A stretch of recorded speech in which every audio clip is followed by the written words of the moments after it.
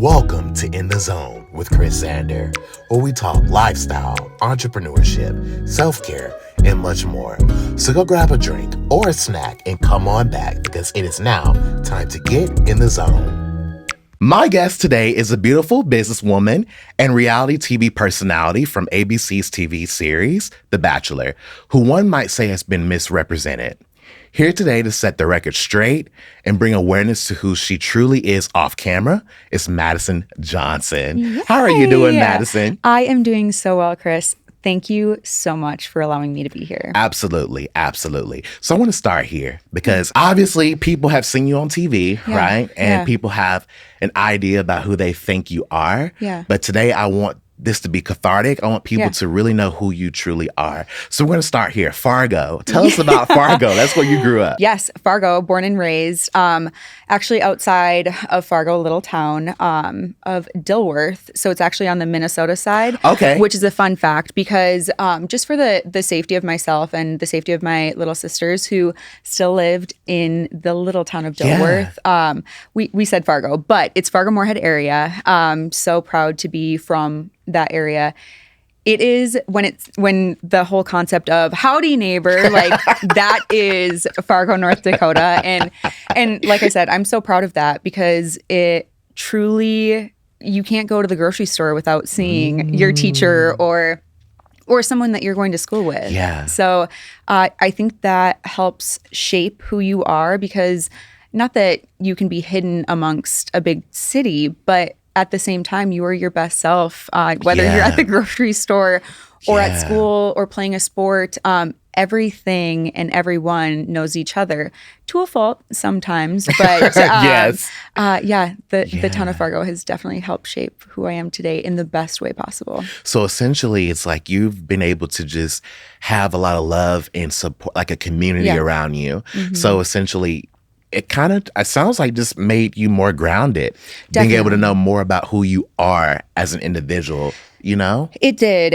And what I have been through growing up, like I said, everyone knows everything and it can be to a fault, but it also is a community of support. And so when I moved back from college back to the Fargo area to get custody of my youngest sister, I had the greatest support system that I absolutely possibly could. And again, being in a big city, you might not necessarily have that. Yeah.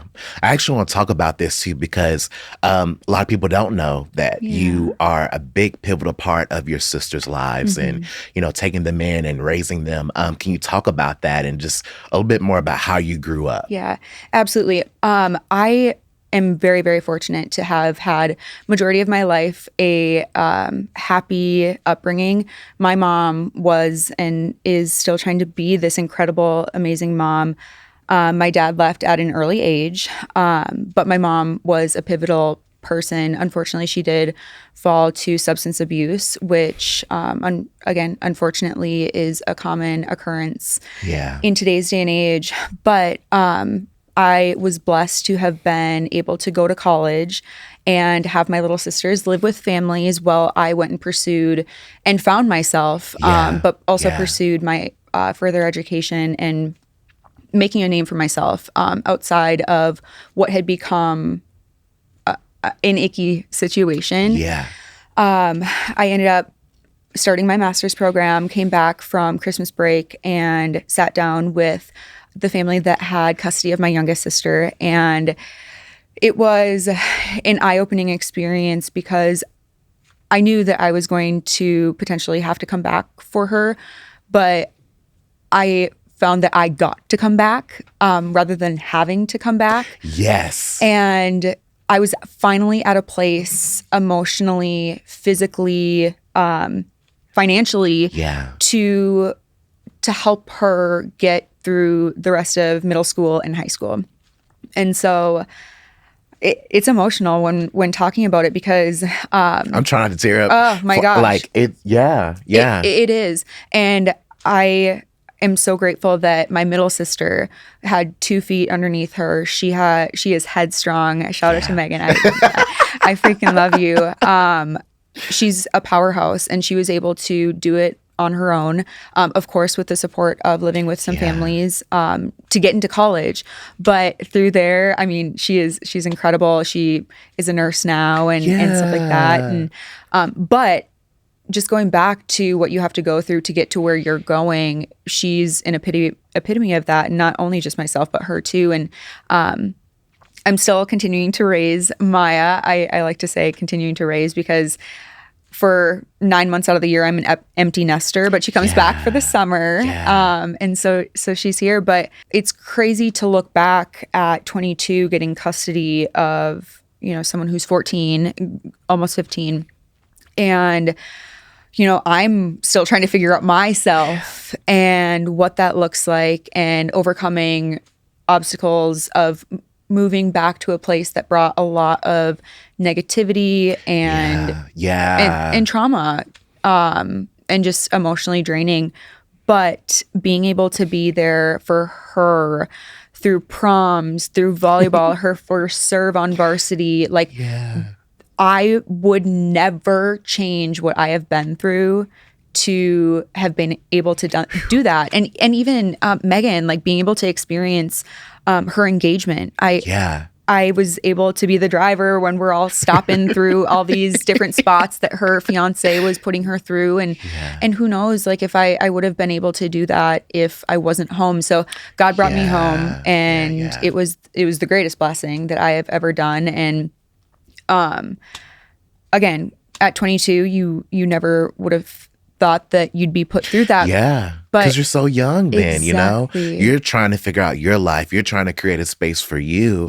But at the same time, it's like reality, and one of the things that I love about you is your ability to be selfless, because that's a lot to take on at such a young age, and a lot of people, I won't say they would neglect their family, but they would see that this is my life and I want to move forward and not look back. But you were putting yourself in a space to propel, to advance your life so that you could go back and help your siblings. And that says a lot about who you are as a woman, I appreciate that so much. That is the greatest compliment. Two of my greatest compliments is being selfless and having grit. And I think those two go hand in hand, because you can't be selfless without having grit and desire to be the best version of yourself for others, but also for yourself. And I have a question book that I answer every day, and it's like, what time did you go to bed last night? And it's a 5-year question book. And so you get to see the questions that you answered the year before. And one of them was, who makes you proud? And the year before was Maya and Megan, my little sisters. And of course, this year it's them and Derek. And then this year I got to add myself to it.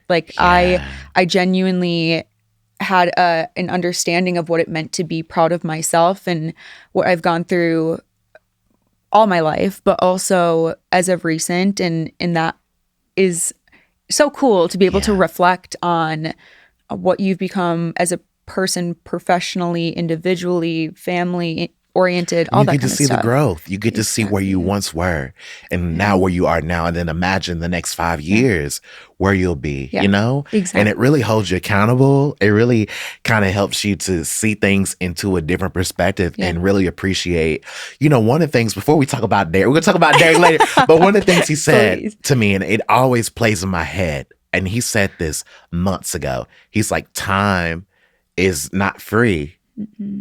No. You have to make sure you use your time wisely. Yep. And that is so pivotal in every aspect of life. And I look back at some of my time early on when having custody of Maya, and I was so focused on making sure our ends were met. And of course you have to, when you are taking care of not only yourself, but another human and a young human who on your own financially, that you're still trying to make a name for yourself professionally. I was working, sometimes 10, 12 hours a day. And unfortunately I get myself caught up in that today too, when I have busy days. But at the same time, I look back at some of those lost moments of, we would sit and watch TV and I would still be working, but time is of the essence, and you only have so much time with the people that you care for, and of course professionally too. Like you have to spend that time wisely as well. But yeah, time you can't get back. So I do want to ask you this, because we're obviously talking about like just life in general, but people know you from the show, right?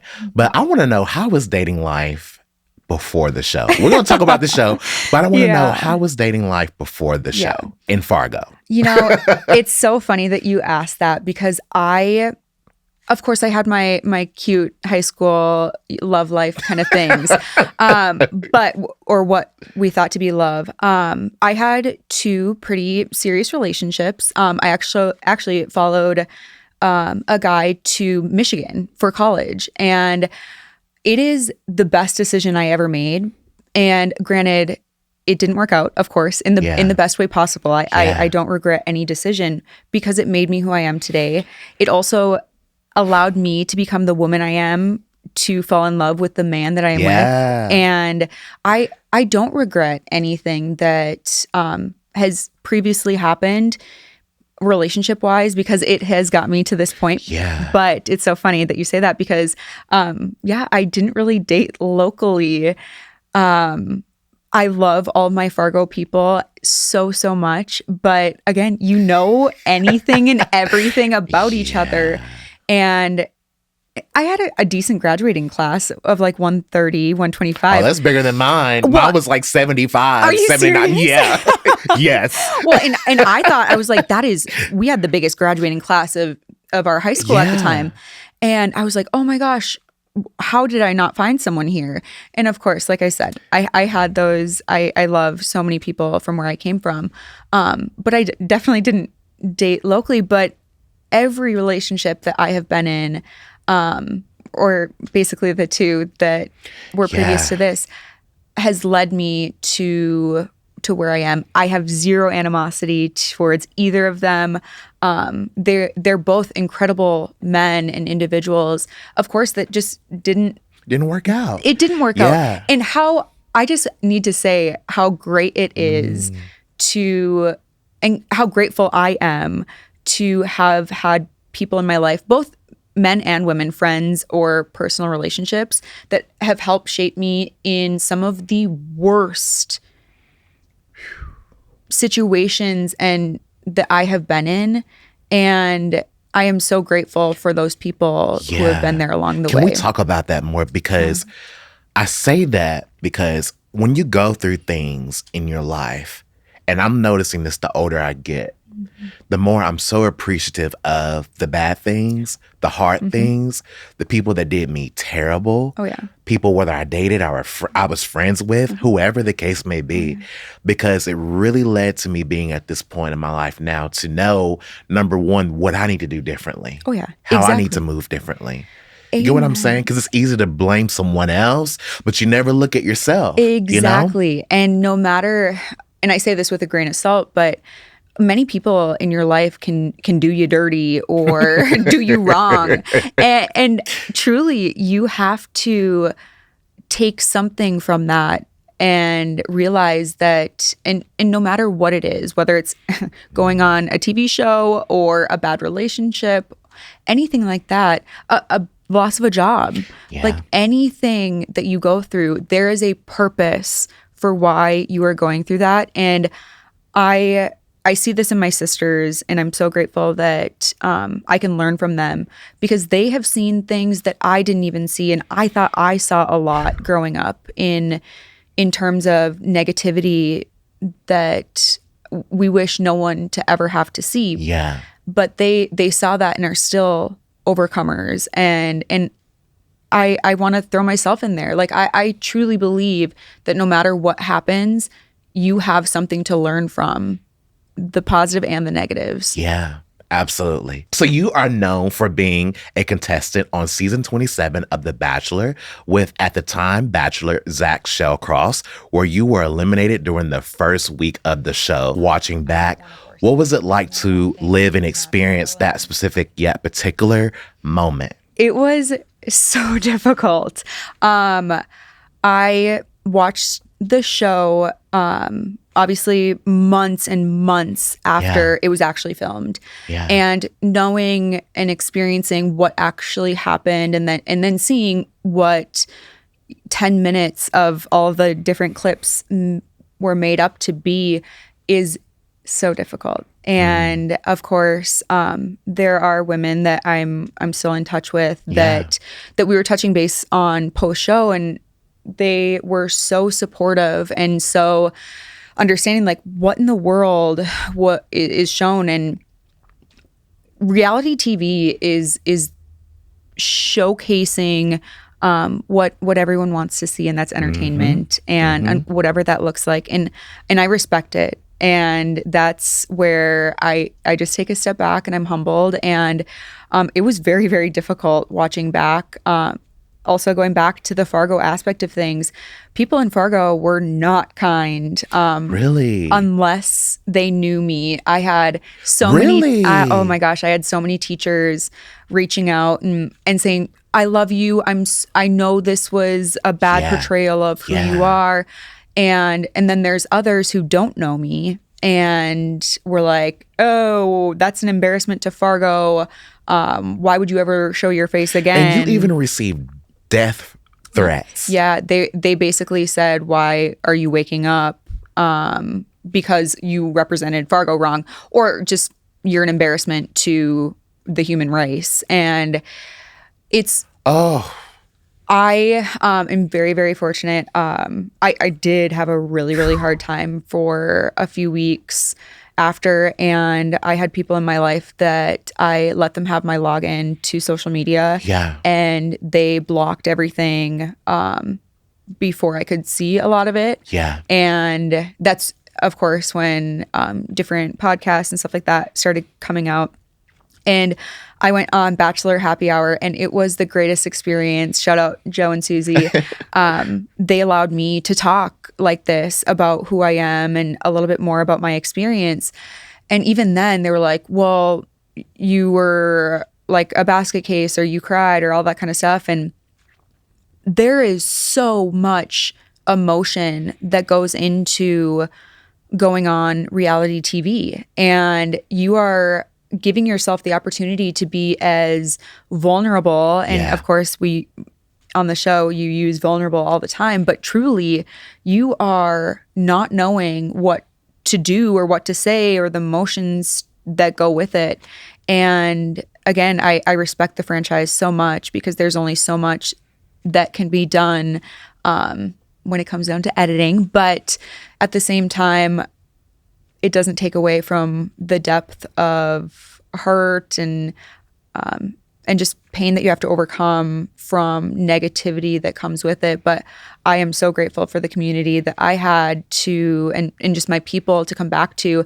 Like I said, I had teachers commenting on things like, I love you, and I know who you are. And I'm like, my fourth grade teacher is commenting that, and how special that is. And it's a reminder that my people know who I am, and I'm grateful for them who helped shape me, but also continued to support me as I went on that endeavor. Through that process of being on the show, you had to put life on pause a bit. Oh yeah.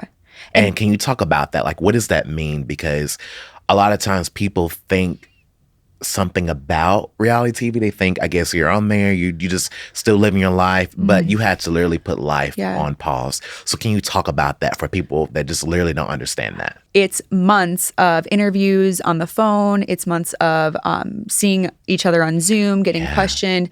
There's blood work that you do. Blood work? Blood work to check for any STDs or anything like that. Background checks. They do social media checks. They go through every single post that you have ever posted in your entire life on any social media platform that you have, which again is all daunting within itself. But when you continue through this process, you are that much closer to being able to experience everything. But you still don't know. It could be 2 weeks until your next interview or till you hear back. And granted, it's different for everyone. And I'm grateful for the process that I did have, because it was fairly quick and easy. But even owning a business was probably, I mean, between having custody of my sister and owning a business, that was one of the biggest things. I was like, am I actually going to be able to do this? And one of my employees was incredible and signed a DNA or NDA. And we were able to, I was just like, I'm leaving for a little bit. And I need you to just handle, kind of take care of some things. Handle the business basically. And then I had my little sister handling the back end of things like payroll and stuff. Oh my gosh. Megan wrote me a letter every day about what the day looked like. And she would write like, had to do payroll today. Not really sure if I did it right, but it went through.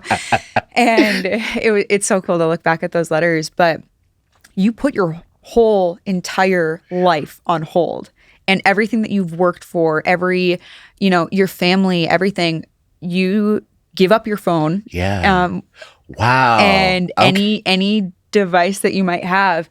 And you go into the process with basically a journal, 2 suitcases, and that's it. Wow. And it was so cool because the night before I left, Megan was also at the house helping me pack. Yeah. And I had all my evening gowns and all that kind of stuff. And we were up all night and I was so excited, so nervous. I was screaming, crying, throwing up, whatever all of the things. And all the different emotions. Oh my gosh. I can't even explain it. Yeah. And she dropped me off at the airport. And that was one of like the biggest realizations was, okay, we're doing this. And then you do your last goodbyes before you get picked up in the blacked out Suburban. And it was so cool. But at the same time, I'm like, oh my gosh.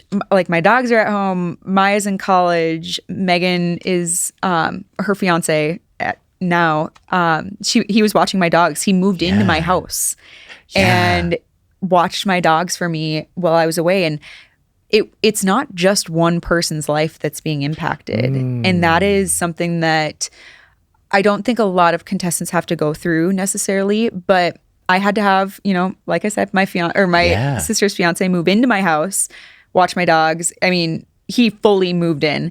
And then of course my little sisters had to put kind of their lives on hold a little bit as well to help support in whatever ways they could. And I'm grateful for how my time went in the greater scheme of things. Yes. Yeah. Because everything happens for a reason. I always say that. But I think, I don't know how long I mentally could be away from my people. They are just are what my world revolves around. And to compete to find love, of course, is difficult. And anyone, I think, going through that experience would know. And that is what I signed up for. I'm not saying that I didn't know that I was going into it competing with other women to meet Zach.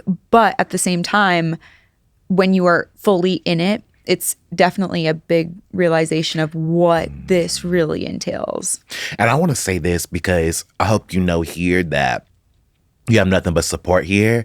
If someone tries to come for you, thank you. I whoop ass. Thank okay? You are the best. And I mean that. What I'm you. saying is, I get exactly what you mean. You know what you sign up for, but at the same time, you don't know what you sign up for. Yep. So for people that try to come for you and say certain things like that, I think they need to understand that because, again, that's just how TV is, the production is. You know little things, but you don't know everything. So if no one's ever walked a mile in your shoes, they can't really judge you from that, if that makes sense. Exactly. And that goes even to jobs. Like you sign up for a job and you have your job description and you're trying to fulfill that job description, but all of a sudden all of these different bullet points and emotions and people that are also competing potentially to get your job. What reality TV is of course not a job, but I wish that people would be able to take a step back and put yourself in someone's shoes,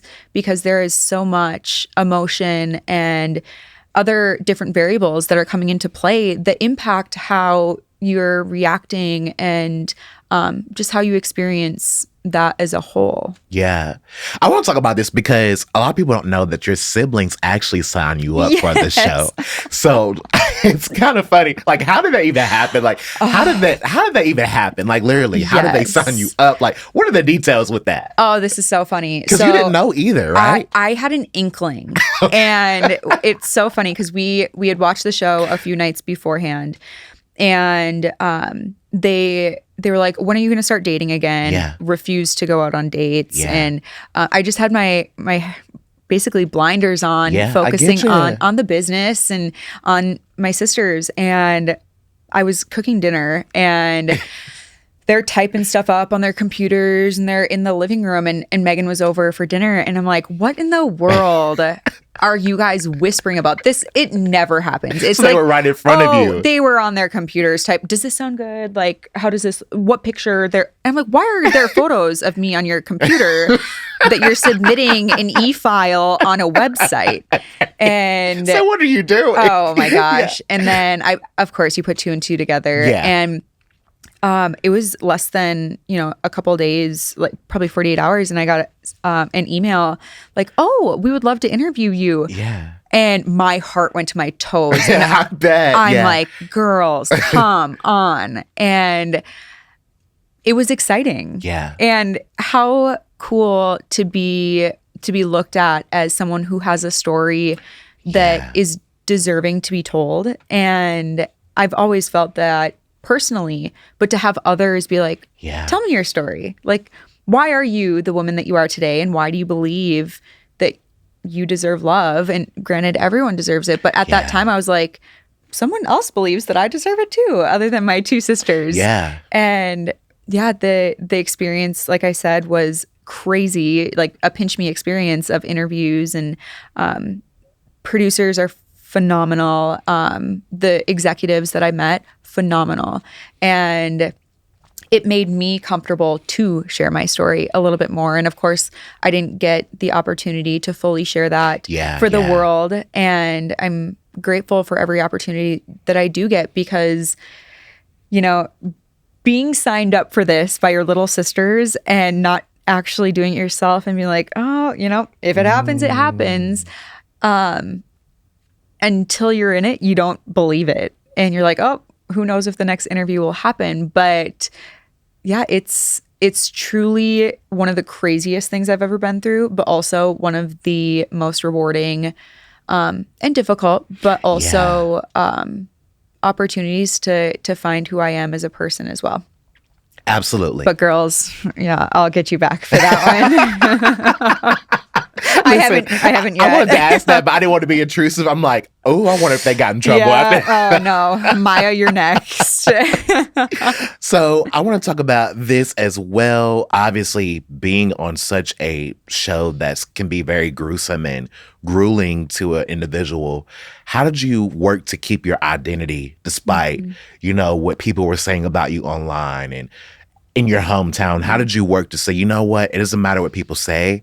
I know who I am and I'm grounded in that? Because I imagine it's hard having to deal with so much of that. But how did you stay grounded through all of that? It was so difficult. And there's two things, prayer and my people. And I would say third too, being through what I have been through, you have to be so true to who you are and so understanding of what you are capable of. And if I didn't have the mindset of you can do anything and get through anything, I don't think I would have been able to handle it the same way that I did, in the aspect of somewhat have blinders on, but at the same time too, let others know that what you see is not necessarily always the entire truth. It happened. It's the truth to an extent, but also you didn't get to see who I am, the reason why I am the person I am. But definitely, other than prayer, it's the people that I was surrounded by. And that is my biggest thing in life, is the village that you have and the people in your corner. And it doesn't have to be blood. A lot of times, and unfortunately for a lot of people, it's not. It's. And who you are is truly based on who you surround yourself with. And I had such incredible people around myself that I knew that I was still the incredible person that I was and believed myself to be and knew that I was.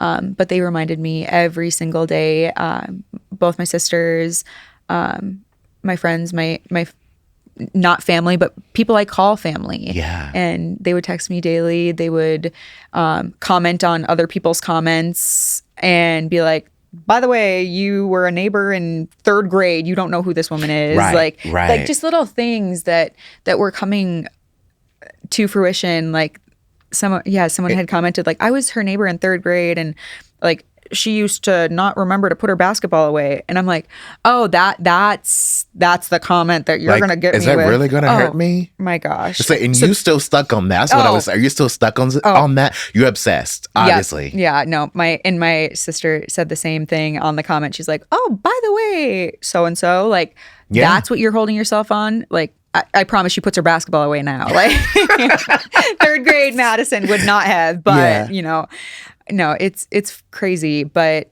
it's the people that you surround yourself with that make you the best version of yourself, but also that allows you to believe in yourself even at the lowest times. And hugs will always get you through bad times. I'm a firm believer in a good hug. As the owner of MJM Consulting, which is a medical aesthetic marketing company, please tell us about your MJM Consulting company and what your company offers. I started this business actually COVID years.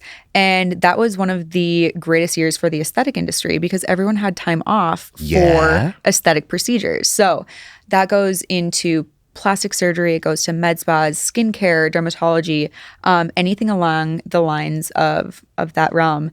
And what we do at MJM Consulting is provide marketing and consulting services in order to boost the bottom line of these practices. And so what I do is I go in and I look at their numbers, I look at their KPIs. What is their device utilization? What is the amount of hours that are actually being utilized per employee? What's the revenue that they're bringing in? And break that down piece by piece. And then we create an actual strategy behind that to then push those KPIs forward and, of course, increase the bottom line. So that includes social media, includes email marketing, everything marketing, but it also includes utilizing some processes and systems like referral programs, implementing membership programs, and then pushing those programs in order to grow the business as a whole. Yeah. I want to know, like, obviously I can tell it's a passion there. Like, where did that passion begin? Because I feel like for me, just hearing it, I'm like, I have no idea. Like, I wouldn't even know where to start. No, but like, obviously there's a passion there. Absolutely. Like, please tell us like that passion. I have such a passion for each and every practice I work with. And it genuinely makes my heart on fire how much I love what I do.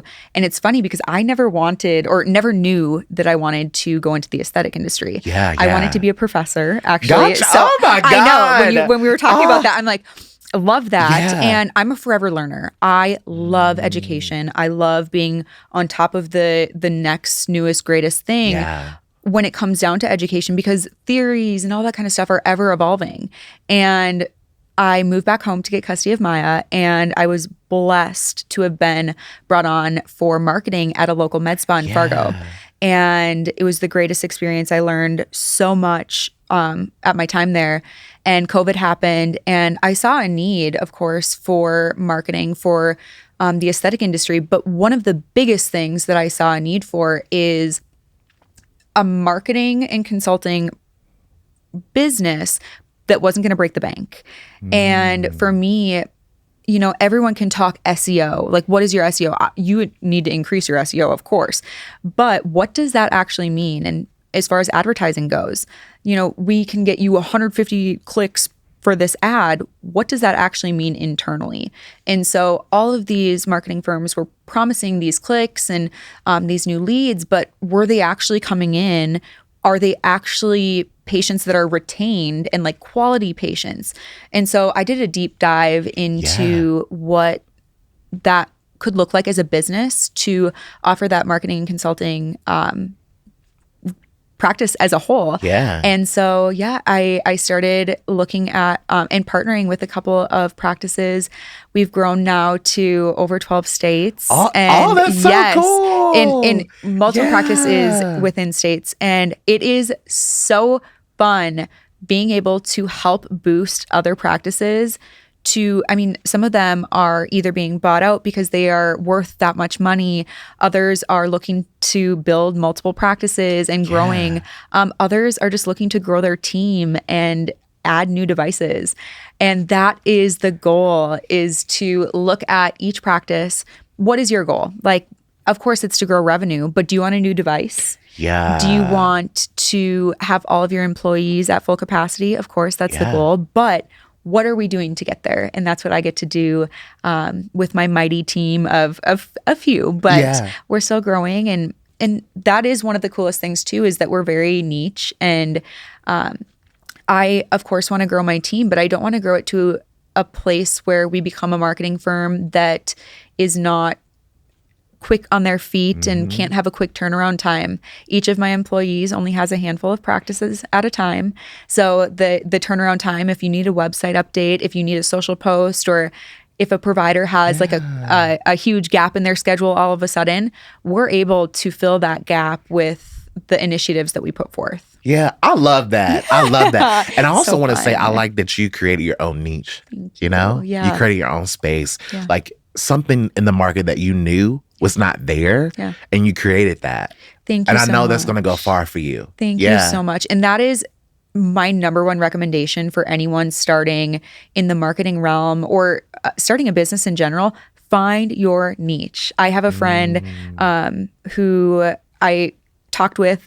He started a marketing firm, and we were both a little bit broad at first. And he went into excavation and construction and that is when he was like, you know what? This is what I know. This is what I can do. And that is what I did with the aesthetic industry. So it's been, shout out Luke and Phaser, but that is the most important thing about business is find your niche. Yeah, I love that. Yeah. Okay, I want to make a slight transition. Okay, going back, because now, we've talked about the show. We talked about your business, but we have to talk about what's happening now. Okay, I hope you guys see this beautiful glow that she has. And it's because you have real love in your life. Oh my gosh. And I want to talk about this because the guy that you're in love with happens to be a good friend to the show. And I just love and support him. Just a great guy overall. Incredible. So I want to talk about your new love life. Yes. Yeah. No, he is the most incredible man and person I have ever met. Like I said, you have to go through so much in life in order to get to the place that you are today. And it speaks volumes to the man that he is today. Life has not been easy, and he is an overcomer. I learned something new every single day from him, and that is one of the coolest things, whether it's professionally or individually. One of the things that I told him early on is, I love your ability to forgive and just forgive others, like the person at the grocery store, or, you know, something happens in the family or something like that. You still know who they are. They are who they are, but you love them so deeply. And that is, I just admire him for that. But also so many qualities that he brings to the table. His love for me is something that is, I've never not felt in the time that we've been together. I'm getting teary-eyed. I am too. I'm trying to hold it back. I am so blessed. But yeah, he is incredible. He's the most hardworking individual. But like I said, he's selfless, and he is always putting his people first, but still prioritizing what it means to be the best version of yourself. Yeah. And I've learned that through him. And he's incredible. I don't think I've opened a door for myself in a year and a half or however long we've been together. And it's funny because I used to be upset when I'm an independent woman. I'm very independent. And I'd be like, I can open my own door. And he'd be sprinting into the car after me if I was a little in front of him. Yeah. And you know what? It is so cool. And there's been so many people that have said, thank you for opening her door, or like, and I'm like, what in the world? And of course it might be a Southern thing, but how cool that exists, and that I get to be acknowledged or even put on a pedestal that I don't feel that I deserve necessarily, but he continues to make me feel the love and respect, and in every which way, just the greatest person that I could have ever asked for. Yeah. God made. How did you guys like even meet? Because that's the thing. Like, people obviously see you guys together, but how did you guys even meet? Oh my gosh, Chris, you were gonna die. We met on TikTok. It's like the most millennial way to meet. But he was actually in LA, and there was a ringback tone that he had recorded himself and said that he's trying to get a hold of God in the caption. And I commented, like, when you get a hold of him, let me know. I have some questions to ask too. And we went back and forth commenting, of course, like the millennial thing on each other's stuff. And finally he messaged me and he's like, I'm a grown man. Can I get your number? And so we FaceTimed and we got to know each other a little bit. And then after a while, I ended up flying out to LA. Yeah. Not like ever meeting him. Yeah. And of course, my little sisters actually required a FaceTime with him. Yeah. Before I left. Sure. Just to make sure. It's not the killer. He was, seriously. We know he's not, but you get what I mean. And it was so funny because they were genuinely afraid. And they were like, they asked for his location on his phone. Oh, shit. And he like totally provided it. Was like, and I'm like, okay, girls, if that doesn't show you that he's a real person. That's a green flag. Green flag. And then, of course, I was like, you do not have to share your location with them the entire time. They know we're together now. Yeah. But no, it was the greatest experience. I like to say one of our first dates was Disney. Yeah. And he's a Disney fanatic. And I am too, but not in the way that Derek Butler is a Disney fanatic. But it was, I knew that I loved him before even meeting him.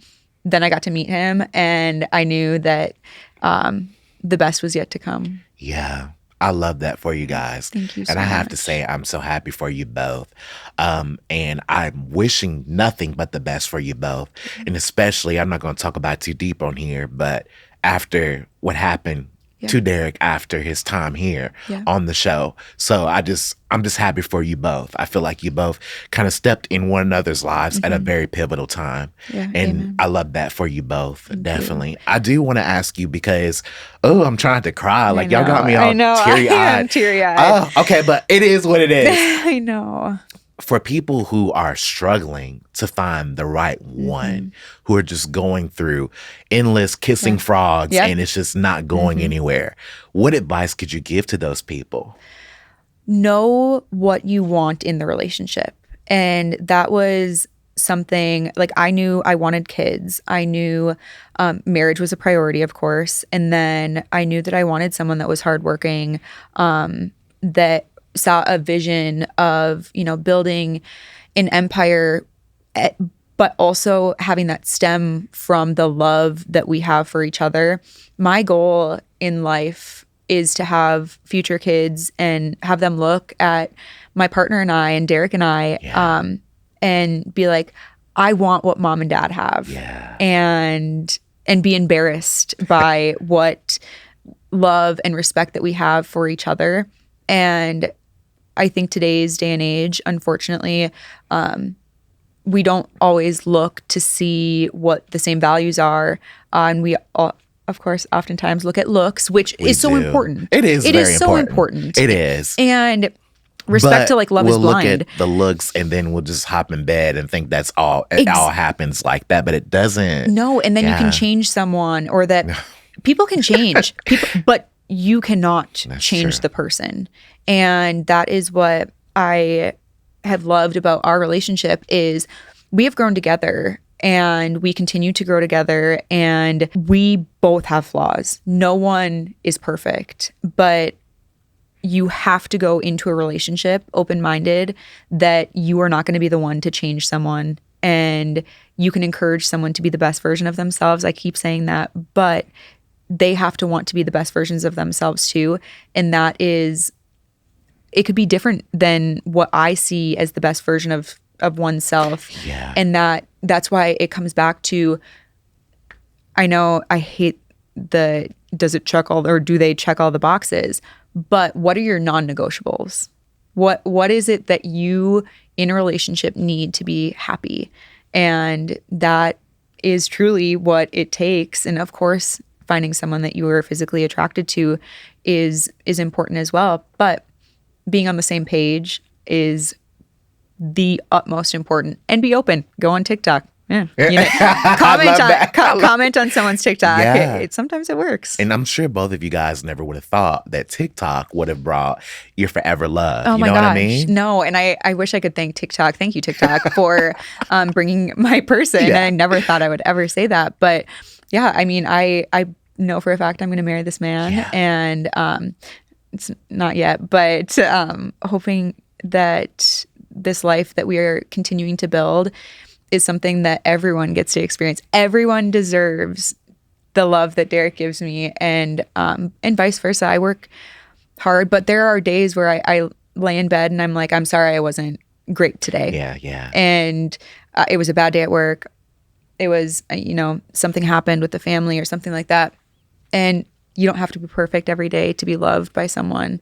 And that is the reminder that everyone needs, is that you have your days, you can have your days, and your person will know that it's your day. We're going, Yeah. I love that. Yeah. So in conclusion, looking back over your life, so your business as a businesswoman, your time on The Bachelor, even you raising your siblings, finding new love with Derek Butler. Yes. All of that, looking back, what are you most proud of? And how do you carry that with you on a daily basis?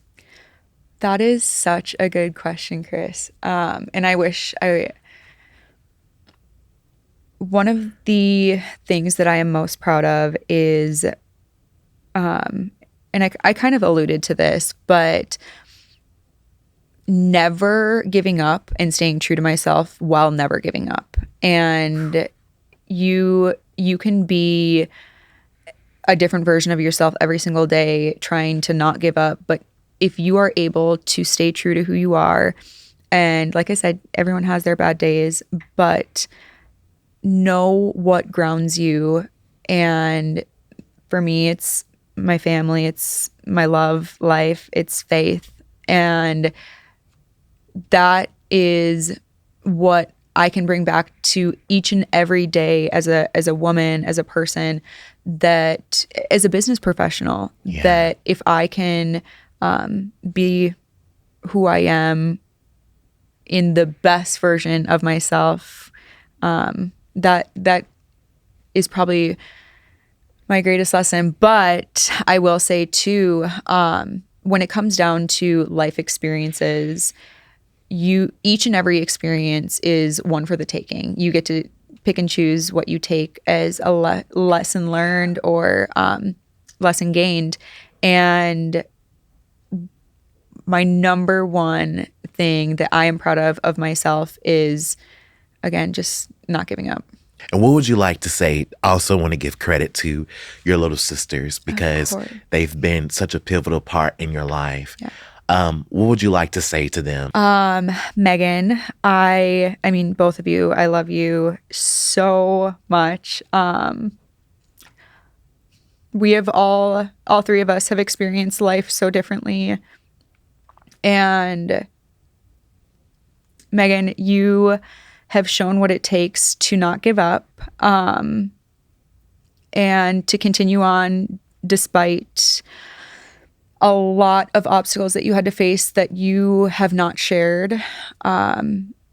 You are the epitome of what strength and grit means, despite your stubbornness. She's the most stubborn of us three. Maya, you are incredible. Maya doesn't like hugs, and there's, I think, a lot of reason behind that. Yeah. And she started hugging a little bit more, and it's so cute and funny. But Maya, you are incredible.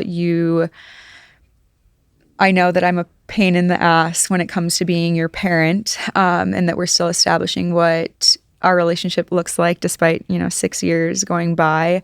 But I am so proud of you. I'm so proud of Megan. Megs, I am so proud of you. I just, the things that I could say about my sisters are endless. And it goes back to, we have all experienced things very, very different, and trauma very different. Yeah. And it's shaped us all three in the best way possible. But I am so, so proud of you both. And I wouldn't be the woman I am today without you. And I love you so much. Woo! Okay. All right. In closing, okay, because you got me. It's natural. It is what it is. And that's pure love. So thank you for being vulnerable and sharing that. But I do want to ask you this before we close. Where can people follow you? Where can they keep up with you on Instagram, but also follow your business page? Yes. And also, if they need help, they can reach out to you, as far as business and stuff like that. So where can they follow you? Absolutely. Well, my handle is super easy. It's at Maddie, MADI_Johnson. In my bio on my personal page is my business profile. So please follow me there as well. And then feel free to message me. I am so grateful for any and all referrals, but also just being able to have a mini consult with people on how they can build their businesses, but also people who are going through stuff. I love to be able to be there for them as well. So whether it's business related, personal related, please feel free to reach out. Yeah. But I'll say this, I'm just petty. But I said, don't reach out too much about personal stuff, because you're like, go hire a therapist. I ain't got time for all that. No, trust me, I know. I do say that to a fault. But listen, you got a new man. You got a new business. You're busy. You ain't got time for a bunch of negativity. Not saying that it's negative, but you get what I mean. For sure. I'll give some therapist referrals. Yeah. I have some great ones from Fargo or locally. So I love that. Therapy is great. Yes. Well, thank you so much for your time today. And I hope that you've been able to at least feel like you were safe enough to share a fraction of your story. So I've really enjoyed having you here today. Thank you, Chris. You are incredible. Thank you for doing what you're doing, and also for making me feel so safe and so heard and just so comfortable. You are incredible. Thank you. I really appreciate you. Thank you. For those of you tuning in today, thank you for tuning in and listening and watching, and I'll see you next time.